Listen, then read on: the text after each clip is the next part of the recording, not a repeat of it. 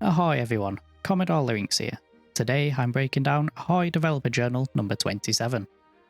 La Coninera El Polverina. We'll cover the new journal release schedule, a full look of the El Polverine, and the historical context, the latest team progress reports, answers to your submitted questions, and a brief Antigua Squadron recruitment note. Let's dive in. Part 1. New journal release schedule. The team have formalised a monthly release cadence for developer journals. Supporters receive each journal on the last day of the month, unless that date is a weekend, in which case it's released just before or just after. The public release follows 1 week later. For example, Journal 27 will be public on October 7th, which is after this video. Why this change? Much of a team's work runs month to month against discrete milestones. Publishing journals at the end of each month better aligns the journal narrative and development cycle. Expect more timely snapshots of progress and fewer long gaps between works and reporting. Part 2. El Polverine, Overview and Historical Context. Now for the reveal of the new ship, El Polverine. This is the first of 3 Kickstarter stretch goal ships, a gunboat. The team lists her at roughly 52 feet long, about 57 Spanish pies. With a beam near 13.86 feet, she carries a single 24-pounder cannon.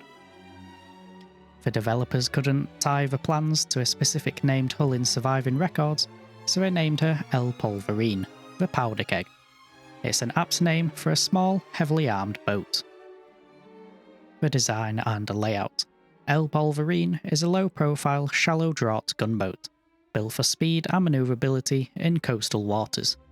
She has 15 oars per side, so up to 30 rowers at full complement, and minimal onboard storage for long voyages. That indicates short sorties, hitting run raids, coastal defence, covering landings, or supporting larger ships in shallow approaches. Crew and service. The journal notes uncertainty whether the gun crew and the rowers were separate detachments or combined roles.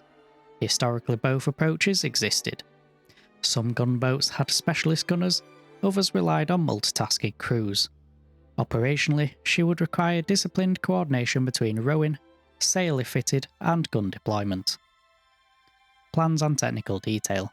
The team consulted a plan attributed to squadron leader Don Antonio Barcelo. A plan and elevation of the gunboats.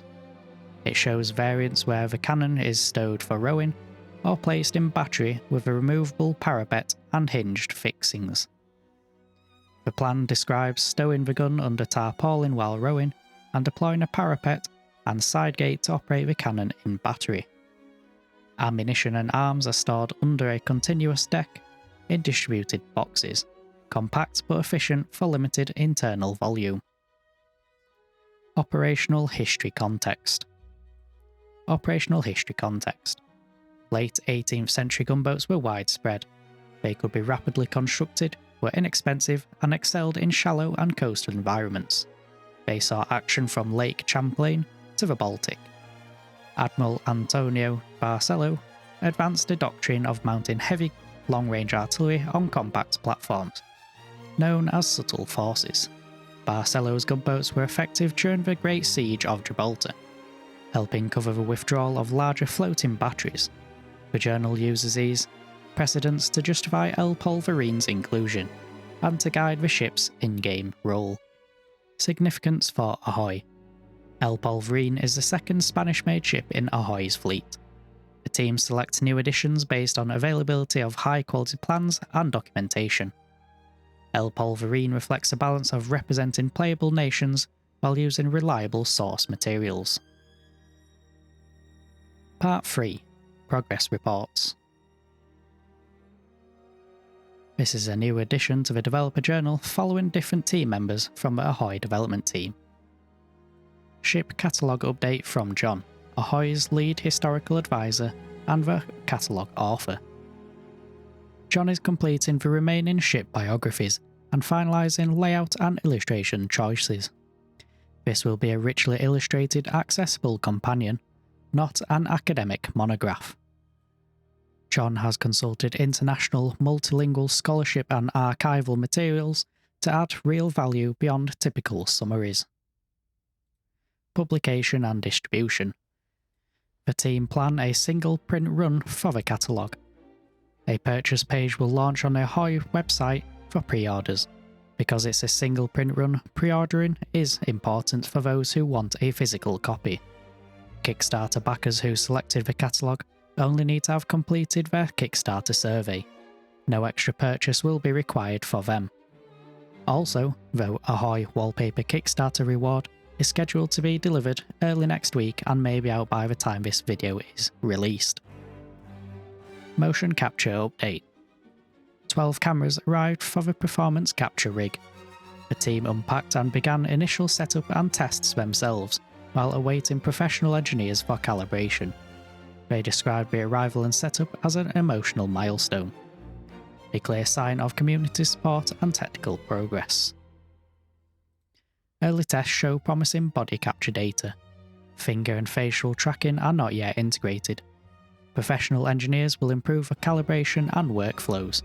Once complete, the system will enable more varied and realistic animations, better NPC and player movement, and improved interactions and emotes. This contributes to a higher immersion in first-person play. Other team updates. For the first month of progress reports, there is not much. We see a new Royal Navy captain's undress uniform, some new foliage on some islands, and a new hair workflow, as well as something new from the ship designer. Expect more specific technical and creative insights direct from the people doing the work in the next journal going forward. Community questions answered by the Ahoy development team.